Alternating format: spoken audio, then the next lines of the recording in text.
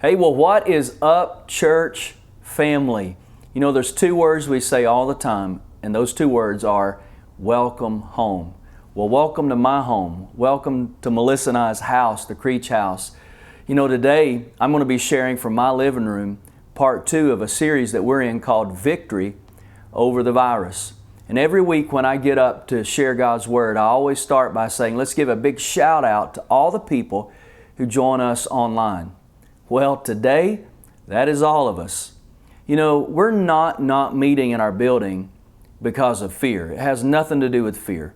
All this week, I was talking to men of God who speak into my life, our overseers, some of the pastors who have mentored me the last couple of years. I was talking to some of the art directors. I was listening to what the president's request was to not gather in groups of more than 10 for the next couple of weeks. And I realize it's to our best interest to change our approach to church. We're still gathering, we're just gathering a little bit different. And there's a verse that has really gotten lodged in my heart. I want to share it with you today. It's Ephesians chapter 5, verse 15 and verse 15 and verse 16. Listen to these two verses. Be very careful how you live. Be wise. Make the most of every opportunity because of the times in which we live. Think about verse 16. Make the most of every opportunity because of the days in which you live. Listen, we are going to make the most of the opportunity going on around us. We're going to do things a little different, but I believe God is going to take what the enemy meant for evil and God's going to use it for the good. It's in these kind of times that we realize that the building is not the church. We as God's people are the church. In the Old Testament, God had a temple for His people. But in the New Testament, God has a people for His temple. In Job chapter 38, verse 1, the Word of God says, "The Lord spoke to Job out of a whirlwind, out of a storm." A whirlwind is something that is out of control. And I love it when God steps in those kind of situations to prove that He is still in control. Today I want to talk a little bit more about fear. Last week when we kicked off this series, Victory Over the Virus, I talked a lot about how expensive fear is. What a costly thing fear is. The most expensive thing you can ever do in your life is to choose to live in fear. Today I want to talk to you about 3 things that fear does. Here's the first one. Fear always exaggerates. Fear always exaggerates. You know, in the story of the children of Israel when they sent 12 spies into the promised land, God had given them an incredible land flowing with milk and honey. Everything He promised them that it would be, that's what it was. But they sent 12 spies in. 10 of the spies came back with an evil report. And here's that report. They said, compared to the giants, the Canaanite people, we're about as big as grasshoppers. Now come on, that is an exaggeration. You mean to tell me that they became a half-inch tall? I don't think so. But fear does that. It causes us to exaggerate. Think about the woman in 2 Kings chapter 4 whose husband had died. She was a widow. She had some sons and they were in debt. Her debtors were coming to take her sons away. You can probably hear the ambulance. That's not because of the coronavirus. It's because I live in front of a assisted living. So take no thought. We're going to be fine. They're not coming for me. There's not a warrant out for my arrest. Calm down. But in the story of 2 Kings chapter 4, the widow, she was convinced that her debtors were going to take her sons away into debtor's prison. She went to the prophet and she said, help me. My husband that loved the Lord, he died. He served you continually. Now my debtors are coming to take my sons away as slaves. And he said, what do you have in your house? I love that question. In other words, God will always meet you. God will always meet me right where we are. And then she said, I don't have anything except a little bit of oil in a jar. He said, then take that oil, go get as many jars as you can from all of your friends, all of your neighbors, and then take the oil you have and pour it into those empty jars. And she did, and there was a miracle happen. She sold the oil that came out of her little jar of oil, and she paid off her debt. And here's the point. She was saying, I don't have anything except a little bit of oil. Listen, a little bit of oil and a whole lot of God is all you need for anything, right? But fear had caused her to exaggerate. She said, I don't have anything. I think about the story in John 5 of the guy at the pool of Bethesda, paralyzed, been there 38 years. Jesus said, do you want to be made well? He said, well, yeah, of course, but I don't have anybody to help me into the water. I mean, he was looking at the Son of God, the one who is the definition of compassion, right? But fear had caused him to exaggerate. Fear, the enemy will always invoke fear, and fear will always cause us to exaggerate. Let me read something to you. I took some notes this week. Think about all of the viruses we've had to overcome in the last 20 years. In 2002, it was the West Nile virus. That was the fear of the day. 2003, it was SARS. 2005, the bird flu. It's going to wipe out everybody. In 2009, it was the swine flu. In 2014, Ebola virus. In 2016, it was the Zika virus. Now we're looking at the coronavirus. You know, nothing surprises God. One thing you'll never hear God say is, oh my God, because God, nothing surprises Him. If you were planning a surprise birthday party for Jesus, forget it. He already knew you were planning it before you even thought about it. Just because it's over your head, it doesn't mean it's not still under His feet. It might be over your head, but it's still under His feet. You know, the second thing that fear does is it causes us to procrastinate. Fear clouds our judgment. It makes us a little indecisive. This week I heard somebody say, if you're always living between a yes sir and a no sir, you might develop an ulcer. You know, ask any possum and they'll tell you nothing lives long in the middle of the road. We're not people of indecision. We're people of action. We're not indecisive people. Hebrews chapter 10 tells us that we are not of those who shrink back. Times like this don't cause us to procrastinate. Times like this cause us to lean in and really seize the opportunity around us to serve and be what the church is best, and that is an instrument of hope. If you were to go to our website right now, and I'm going to talk about this a lot through this message, go to acch.us. You'll notice right there on our homepage, we have an action plan in the middle of this crisis. Why? Because Hebrews 10 says we are not people who shrink back in moments like this. We're people of action. So fear, two things that it does. Number one, causes you to exaggerate. Number two, it causes you to procrastinate. The third thing fear does is it causes us, if we're not careful, to reallocate our priorities. It's in these kind of moments that we do irrational things with our finances, like go out and buy $5,000 worth of toilet paper. Are you kidding me? Like I went to Food City around 11 o'clock one night. Me and Chaz, we were up late, and I said, let's just go over to Food City and let's grab us some stuff to put on the grill tomorrow. Man, there was no meat in the meat department. I took a picture of the toilet paper aisle, no toilet paper. Fear causes us to reallocate our priorities. Now I need you to lean in for a minute. The last couple of years, I've been talking a lot about biblical financial order. In 2018, the Lord put a word in my heart. And we've really coined this phrase at a church called Home, that wherever there's order, there will always be increase. And really the passage that the Lord spoke to me out of with that was the story of the feeding of the 5,000. There's mass chaos. People are hungry. There's 5,000 men, not including the women and children. Now we know there had to be 5 million children, because wherever you have a group of 5,000 men, all those men is going to have a wife, because every man needs a wife to tell him what to do, right? And if you have 5,000 men and they all have a wife, and there's no cell phones, there's no cable television, there's no internet, there's going to be 5 million children, right? That's all you got to do is make children. Right now, there's going to be we're going to recreate the baby boomer generation with everybody staying home right now. Anyway, not the point. The point was the first thing Jesus did in that story was He brought order. There was chaos. He said, break these people into groups of 50 and 100.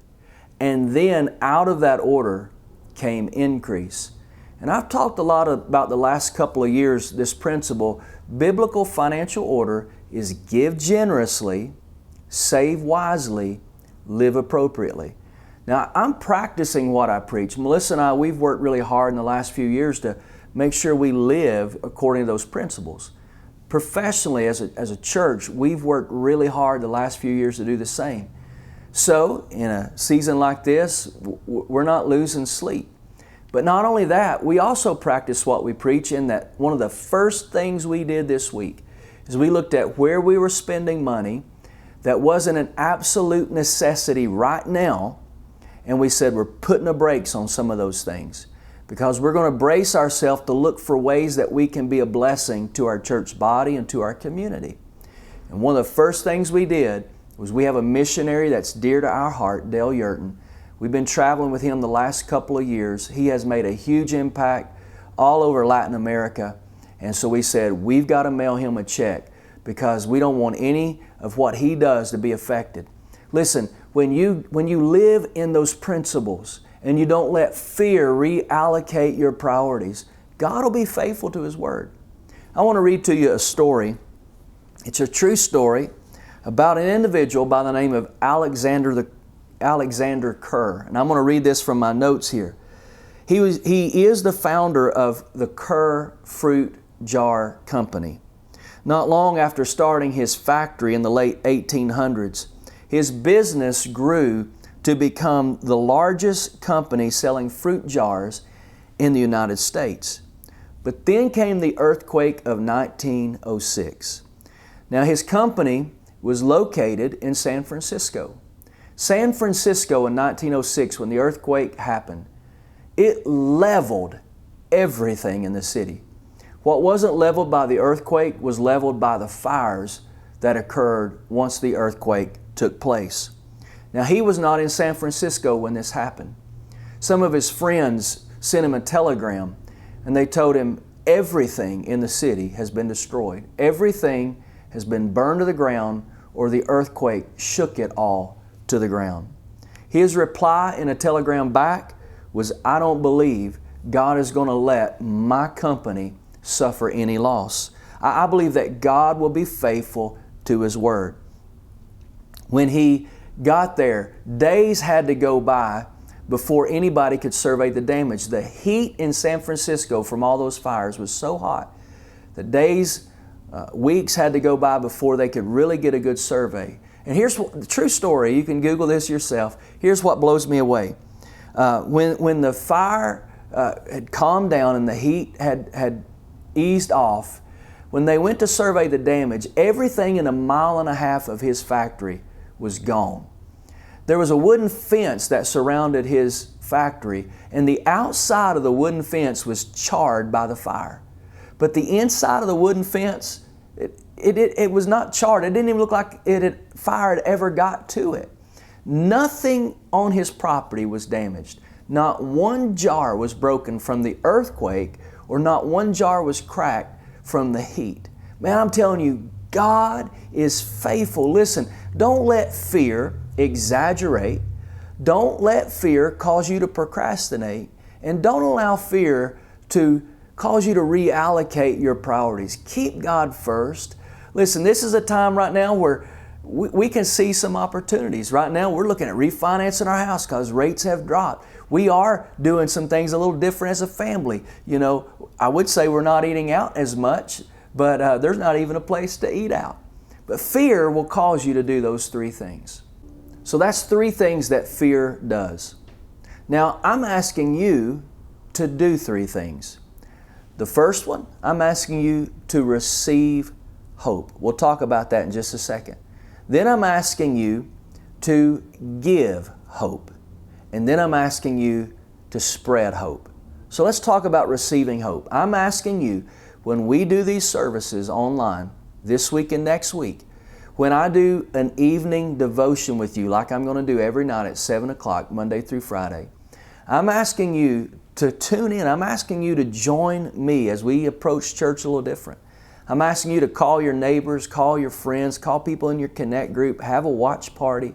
I'm asking you to stay connected. You know, right now in our country, they're talking about social distancing.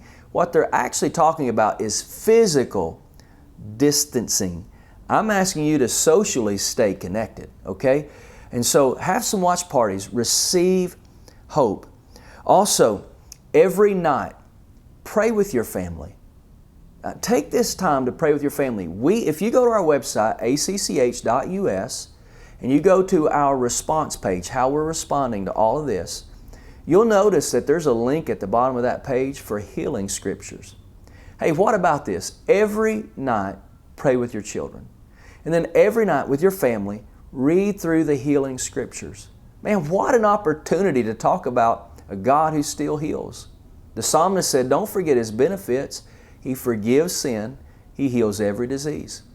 Then I'm also asking you in that receiving hope to sit down with your family, with your kids, and do some devotions. Here's what we've done to make that easy. If you go to our website, again, acch.us, and you go to our response page, you'll notice a link for online children's curriculum. Do some teaching moments on the weekends. Do some teaching moments of an evening with your kids. Here's another way you can receive hope. If you are in need, you can call a hotline that we have created this week. Let me give you the phone number, 865-235-1143. You can leave a message telling us what needs you have. Somebody will get in touch with you and we'll do our best if we can meet that need to meet that need. You can also text the word prayers with an S to 94000. So text the word prayers to 94,000. So receive hope. We want you right now with us to receive hope. The second thing I'm asking you to do is give hope. Now, here's what I mean by that. On that page on our website, we've put a link where there are needs in our community. So this week when all this started happening, all the chaos started to erupt all over the world, we reached out to our local law enforcement. We reached out to nursing homes. We reached out to local schools, the school board. We reached out to county commissioners, to hospital staff. We reached out to our local mayor to say, what are the needs and how can we as a church be a part of meeting those needs? So if you go to our website again, we'll say that site a bunch, acch.us, we've created a response page. At the bottom of that page, there's a link that will take you to a site on our city's website that offer a lot of different places where you can get involved in serving in some way. So, receive hope, give hope. Here's the third one, spread hope. I'm asking you during this time not to stop giving. Listen, as a church, March and April, those are two of our best income months. And even though right now we are really thinking about more than ever before, how can we be the church? We can only do that because of your giving. So I'm asking you, hey, don't let fear cause you to reallocate your finances. Remember this. My wife actually was sharing this with me this morning. In the wilderness, the children of Israel, they tried to stockpile manna, and in the morning, it was full of worms. Listen, I don't want to stockpile all my toilet paper and tomorrow find them. I don't even want to go there, but you understand what I'm saying. Listen, we are able to spread hope because of people like you who are faithful in their tithing and their offering. Listen, I'm not going to let fear cause me to reallocate my finances. So help us to spread hope with your giving. I want to switch gears for a moment. This week I was thinking about how in the tabernacle in the Old Testament and in the temple, there was nowhere for the priest to sit. When they were in the outer court, it was all work. There was no place to rest. When they went from the outer court into the inner court, again, no seat. There was no place for the priest to rest. no place for them to sit. They were working diligently. And then when the high priest would go from the inner court into the most holy place where the Ark of the Covenant was, which was where God's presence dwelt, they would walk through the veil, with great fear. And I was thinking about that this week, and I thought about a verse. It's in Hebrews chapter 10, verse 12. The Bible says, our high priest, who's Jesus, offered Himself as a single sacrifice for our sins, good for all time. Then He sat down at a place of honor at the right hand of God the Father. So Jesus, our high priest, is seated. He said on the cross, it's finished. So here's the thought.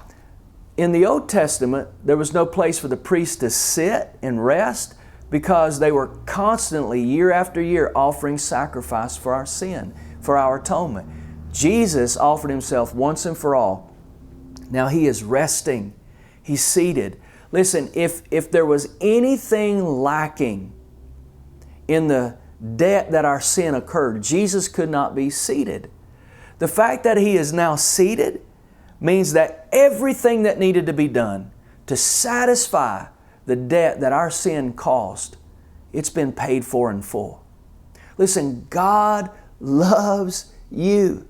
We say this a lot at a church called home. God's not mad at you. He's mad about you. And God's not pointing His finger at you this way.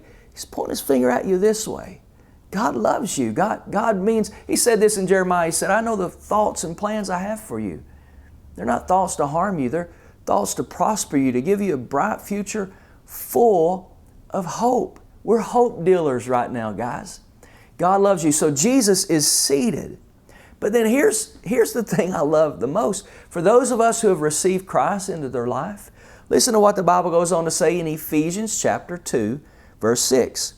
That God raised us up with Christ and seated us with Him in heavenly places with Christ Jesus. So not only is Jesus seated, but if you've received Christ into your life, you're now seated with Him. I know even though you might be in your home right now, like I'm in my home, we're also, for those of us who've received Christ into our life, we are simultaneously at this present moment seated with Christ. Now, let me take it a step further.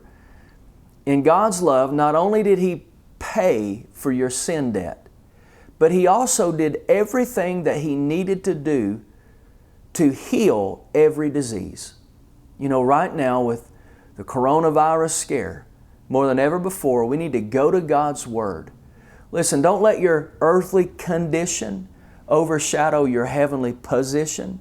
Listen, we're seated with Christ and God's given us 5,647 promises in His Word. And many of those promises revolve around physical healing. I'm believing during this time for God to supernaturally heal more people than He's ever healed before. My wife is a testimony of God's healing. My son is a testimony of God's healing. So not only did Jesus do everything that needed to be done to cancel the debt that our sin incurred, He also did everything that needed to be done to heal every disease. That means that you and I, we don't have to work for our salvation.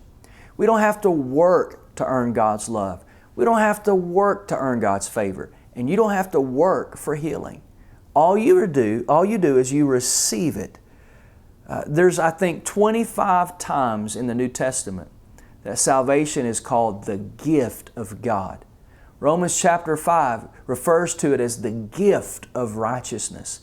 All you do is you open up your heart and you say, God, I need You. And you're gifted His love, gifted His grace. Romans said nothing can ever separate us from the love of God in Christ Jesus. And the psalmist, I want to leave you with this. The psalmist said in Psalm 103, verse 2, Bless the Lord, O my soul, and bless the Lord and forget not all of His benefits. He forgives all of my sin and He heals all of my diseases. God loves you. I want to pray for you.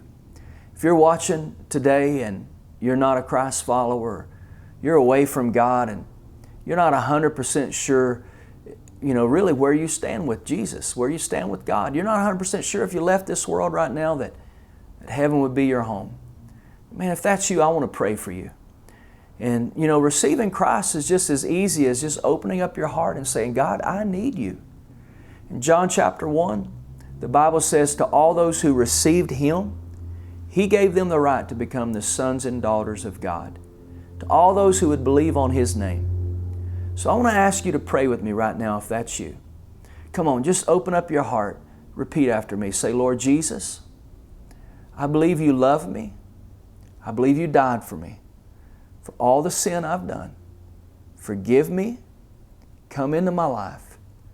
I receive Your love right now. In Jesus' name, amen.